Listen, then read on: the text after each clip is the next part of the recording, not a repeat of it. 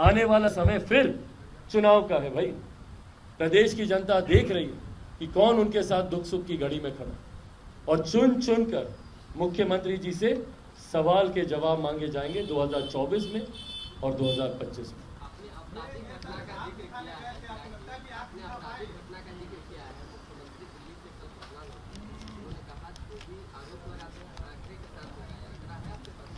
यार ये लॉजिक ही मेरी समझ के परे है। My crime is lesser than yours doesn't mean that's not a crime. एक भी घटना हो रही है मुख्यमंत्री जी, वो आपके लिए शर्मनाक होनी चाहिए। एक भी घटना हो रही है, आप कैसे जस्टिफाई कर सकते हैं कि दूसरे राज्यों की बनिस्बत देख लीजिए, इस राज्य की बनिस्बत देख लीजिए, कैसे आप जस्टिफाई कर सकते हैं? मैंने भारत की संसद में भी ये बात बोली थी, क्या मणिपुर पे चर्चा कीजिए, हम हैं आपके साथ। और अगर वहां पे स्थानीय सरकार का फेलियर है, गठबंधन में होने के बावजूद हम बोलेंगे कि भैया उस सरकार का फेलियर है, इंटेलिजेंस का फेलियर है, हम बोलेंगे डंके की चोट पे। पर जब ये लोग मणिपुर का मुद्दा उठाते हैं तो इनको बिहार पे भी बात करनी होगी, बंगाल पे भी बात करनी होगी, राजस्थान पे भी बात करनी होगी। क्यों नहीं बात कर रहे हैं ये लोग? और ये मुख्यमंत्री बोलते हैं कि आप आंकड़े दर्शाइए, आंकड़े जाकर दिखाइए ना उन विधवाओं को जिन्होंने अपने सुहाग को खोया है, उन बच्चों को जाके आंकड़े दिखाइए मुख्यमंत्री जी, जिन्होंने अपने पिता को खोया है। ये ऐसा ही है ना, जाकर दिखाइए, शहीद हुए हैं ये, जाइए और इनके परिवार को जाकर आंकड़े दिखाइए कि देखिए अभी तो इतने ही लोग मरे हैं। इतने मरते तो आपको चिंता होनी चाहिए। क्या बात करते हैं मुख्यमंत्री? जब मध्य प्रदेश में डैम बना हुआ है और हमारे पास कॉन्स्टिट्यूशन के हिसाब से लॉ है कि मैदानी इलाकों को प्रॉपर पानी छोड़ा जाएगा, तो बिहार सरकार हाईकोर्ट में जाकर के पिटीशन क्यों नहीं दे रही कि मध्य प्रदेश से हमारे पास प्रॉपर सोन नहरों में पानी नहीं छोड़ा जा रहा है? इसको लेकर के सरकार भाई इतना विजन होना चाहिए ना, इतना विजन होना चाहिए। मुख्यमंत्री से जाके पूछिए, क्या उनको जानकारी है कि वो ऐसा कर भी सकते हैं? ये तो हमारा कॉन्स्टिट्यूशनल राइट है मैदानी इलाके। भाई जो बोलते हैं कि संविधान खतरे में है, उनको जानकारी ही नहीं है कि हमारे कॉन्स्टिट्यूशनल राइट्स क्या हैं। और मुख्यमंत्री जी के आसपास वाले सलाहकार, वो उनको सिर्फ लव कुश, कोरी कुर्मी, अगड़ा पिछड़ा, दलित महादलित यही बताएंगे। वो उनको नहीं बताएंगे कि बिहार को बेहतरी के लिए हम ये कदम भी उठा सकते हैं। अगर उनकी जानकारी में ये होता तो आज 75 सालों के बाद भी, और जिसमें 18 साल और जिसमें इन टोटल 33 साल यही सरकार के लोग बैठे रहे। 33 साल 75 सालों में एक बहुत बड़ा टाइम फ्रेम है भाई। इन 33 सालों में भी अगर बिहार पिछड़ा बना रहा, ये जानकारी का अभाव है। तभी मैं बोलता हूँ कि ये विजनलेस सरकार है, इनके पास कोई नीति नियत है ही नहीं। हाँ भाई पूछिए, क्या कह रहे हैं भाई? भाई अब वो आंख उन पे बैकफायर करेगी नहीं करेगी, बहरहाल पहले तो मैं उनके वो स्वस्थ रहे ये कामना करता हूँ। उम्र में, रुतबे में, तजुर्बे में मुझसे बहुत बड़े हैं, और जब तक हैं और जैसे भी हैं तो मेरे ही मुख्यमंत्री। जब तक वो उस पद पर हैं, मैं चाहूँगा कि वो स्वस्थ रहे अच्छे से। उसके बाद भी भाई वो स्वस्थ रहे, भगवान उनको लंबी उम्र दे, अच्छे से काम करे। बट हाँ, एम्स में ज़रूर गए थे आँख दिखाने, ये हम जानते हैं। मोतियाबिंद को ऑपरेशन कराया दिल्ली जाकर, अच्छा हुआ बिहार में नहीं कराया। मुजफ्फरपुर हम सब जानते हैं भैया, 1 दर्जन से ज़्यादा मोतियाबिंद में लोगों की आंखें निकाल ली गई। सोचिए, बाईं आंख में था, दाईं का ऑपरेशन कर दिया, और जिसका ऑपरेशन किया वो भी ऐसा कि उसकी आंख निकालनी थी। मतलब यह हकीकत है भाई। कई बार सुनकर लोगों को हंसी आ जाती है, पर सोचिए उस व्यक्ति का जिसने अपनी जिंदगी बर्बाद कर दी, सोचिए वो किस पीड़ा से गुजरा होगा। तो इसीलिए इसी डर से मुख्यमंत्री भागे भागे गए हैं, दिल्ली गए हैं। बट हाँ, दूसरी भी आंख वो दिखा रहे थे अपने ही साथियों को। जब वो ऐसी आंख दिखाते हैं ना, अविश्वास अपने प्रति वो पैदा करते हैं, अपने ही साथियों में वो अविश्वास पैदा करते हैं। एनडीए में भी रहते हुए, भाई एनडीए में रहेंगे तो लालू जी के इफ्तार पर जाएंगे, और महागठबंधन में रहेंगे तो श्रद्धेय अटल जी की समाधि 5 साल के बाद उनको याद आएगी। तो कैसे आप ही के लोग आप पे भरोसा करें? और यही कारण है कि ना सिर्फ उनके गठबंधन में अविश्वास है, बल्कि खुद बिहार की जनता अब मुख्यमंत्री जी पर विश्वास नहीं है।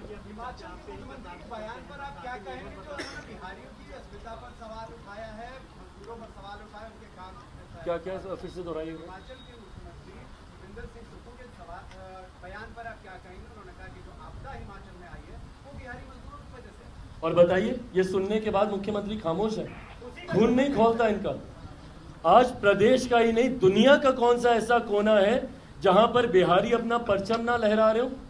और मैं गर्व से इस बात को बोलता हूं, जहां इस बात की मुझे चुभन होती है, तकलीफ होती है कि बिहारियों को अपना प्रदेश छोड़कर क्यों जाना पड़ता है, बट वहीं मुझे इस बात का गर्व है कि भाई आज बिहारियों की वजह से दूसरे राज्यों का इंफ्रास्ट्रक्चर इंटैक्ट है।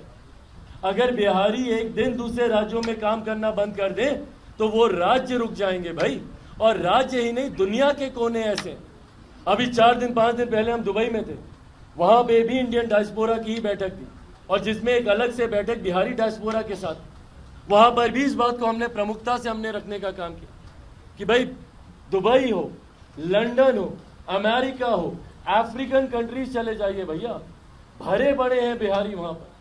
और वहां की सरकारें मानती हैं कि इन लोगों का योगदान रहा है यहाँ के सोशियो इकोनॉमिक स्ट्रक्चर को खड़ा करने में। बिहारियों का योगदान है देश को आगे लेकर जाने में। पर अफसोस इस बात का रहा कि जो बिहारी देश को आगे ले गया, वहीं उनका अपना प्रदेश पीछे रह गया। वो ऐसे महत्वाकांक्षी नेताओं की वजह से, ऐसे सत्ता के लालची दलों की वजह से। भाई मुख्यमंत्री जी बोलते कहाँ हैं? इनको फर्क पड़ता है? इन्होंने किसी एक बिहारी के ऊपर आवाज उठाई? मैंने तो सुशांत सिंह राजपूत का भी एग्जांपल दिया ना। आवाज उठाई, कोटा में मेरे बच्चे मर रहे हैं, आवाज उठा रहे हैं। जब वहां पे बिहारियों को पीटा जा रहा था महाराष्ट्र में, क्या उस वक्त इन्होंने आवाज उठाई? जब उनको लाठी मार, भाई जो खुद अपने बिहारियों पे लाठी चलाए अपने प्रदेश में, उनको फर्क पड़ेगा दूसरे प्रदेश में बिहारी जिए या मरे? अटल जी के 5 नीति पर नीतीश जी कह रहे हैं कि अब वो पहले वाली भाजपा नहीं रही, अटल आडवाणी के दौर की भाजपा नहीं रही, ये षड्यंत्रकारी है और पार्टी तोड़-तोड़ करती है। भाई ये शब्दों को कभी भी अपने हिसाब से बदल लेंगे, इनके बयानों के बहुत ज्यादा महत्व नहीं है। जो लोकतंत्र के मंदिर में बिहार की विधानसभा में खड़े होकर बोल सकते हैं कि भाई मिट्टी में मिल जाएंगे, इसके हाथ नहीं जाएंगे, फिर चले जाएं, जहाँ पे नो एंट्री का बोर्ड हो वहाँ पे बोर्ड उतार के अंदर घुस जाएं, इनकी बातों के कोई मायने नहीं है। कब परिस्थितियों के हिसाब से इनके बयान बदल जाएं। एक भाई मैं सबके सवाल ले लूंगा एक।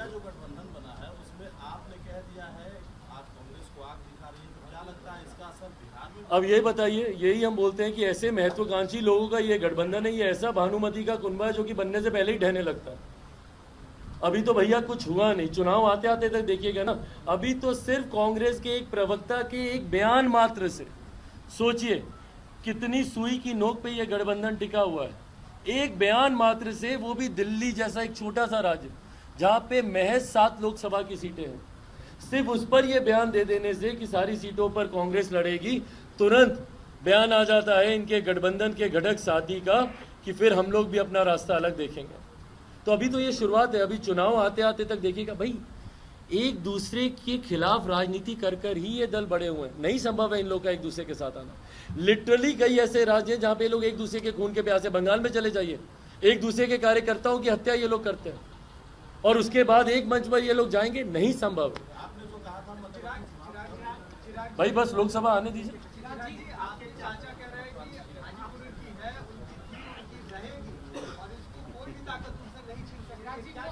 भाई ये अच्छा, इस विषय पे सारे सवाल एक साथ पूछ लीजिए, मैं जवाब देता हूँ।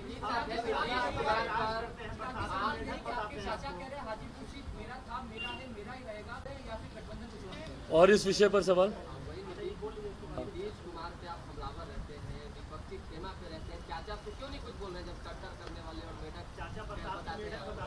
भाई ये मेरे संस्कार नहीं है। मैं एक ऐसे परिवार से आता हूँ, उनके पास यहाँ तक का अधिकार है कि वो मुझ पे कल को हाथ भी उठा लेंगे। आप समझ रहे हैं वो उम्र में, रिश्ते में मुझसे कितने बड़े हैं? क्या शोभा देगा मुझे कि मैं उन पर पलट कर मैं जवाब दूँ? भाई मैं उनकी नीतियों का विरोध करता हूँ। पाँव तो मैंने नीतीश जी के भी छुए, अपने चाचा के भी मैंने छुए। मेरे चाचा कोई नीति लेकर आएंगे, मैं नहीं उससे सहमत रहूँगा, उसका भी मैं विरोध करूँगा। पर वो मुझे नली का नाली का मेढक बोल रहे हैं, मैं उसमें मैं क्या जवाब दूँ? भाई हम दोनों एक ही परिवार से आते हैं। मुझे कभी कभी अफसोस होता है अगर मैं नाली से हूँ। क्या कहना चाह रहे हैं वो परिवार के बारे में, गलत है इस तरीके की भाषा। बट उम्र में मुझसे बड़े, चाहे कल को मुझे थप्पड़ भी मार सकते हैं, बट ये व्यक्तिगत बात है। हम लोग की लड़ाई व्यक्तिगत नहीं है। जो एक राजनीतिक प्रश्न आपके द्वारा किया गया हाजीपुर को लेकर, मैंने हमेशा इस बात को कहा कि ये गठबंधन के भीतर की जाने वाली बातचीत है। गठबंधन गलत दृष्टि में दिखता है जब दो घटक दल एक सीट को लेकर जनता के बीच में खींचातानी करते हुए दिखे। जो बातचीत उनको करनी है गठबंधन के भीतर करें, और गठबंधन से जब आपको ग्रीन सिग्नल मिल जाए आप पूरे मजबूती से आप दावा कीजिए भाई। हम दावा कर रहे हैं क्योंकि हम गठबंधन में जाने से पहले तमाम अपनी इन चिंताओं पर हम चर्चा कर चुके। आज अगर हम बोलते हैं तो गठबंधन वो हमको अधिकार देता है कि हम ये बोलें। हम आग्रह करेंगे कि अगर आपको किसी भी सीट पर दावेदारी करनी है तो पहले गठबंधन में जाइए। इस तरीके की बात करना कि दुनिया की कोई ताकत नहीं रोक सकती, किसकी औकात है, ये गलत है। ये गठबंधन को, अपने ही गठबंधन को चुनौती देने के जैसा है। ये गलत है। गठबंधन के भीतर एमिकेबली इसको सुलझाइए।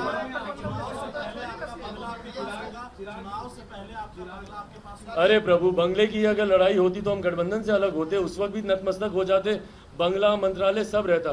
भाई चिराग पासवान किस लक्ष्य के साथ चल रहा है? हम बिहार फर्स्ट, बिहारी फर्स्ट की बात कर रहे हैं, आप हमारे बंगले को फर्स्ट कर रहे हैं, कैसे होगा ये? हाँ भाई पूछे।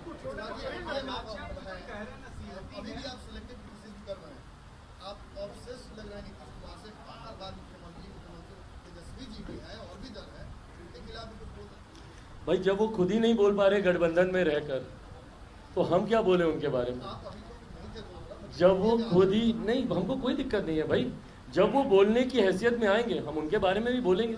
अब उस दिन लालू जी ने बोला ही ना कि प्रधानमंत्री जी आखिरी बार झंडा तोरण कर रहे हैं लाल किले की प्राचीर से, हम नहीं सहमत हैं। हम तो बोले ही कि वो प्रधानमंत्री जी की चिंता कम और अपने मुख्यमंत्री की चिंता ज़्यादा करें कि ये कब तक झंडा फहरा पाएंगे आने वाले दिन में। उनके गठबंधन में हर कोई जानता है कि मुख्यमंत्री जी के अलावा किसी की बोलने की, और ये मुख्यमंत्री जी की कार्यशैली भाई आप सब उनको लंबे समय से जानते हैं। हमसे सवाल ज़रूर पूछ रहे हैं हमारे मुंह से बुलवाने के लिए, बट ये हम सब जानते हैं कि जो मुख्यमंत्री की कार्यशैली को जानता है, सिंगल मैन आर्मी है, वो अपने सामने किसी और को ना बोलने देते, बिल्कुल भी नहीं।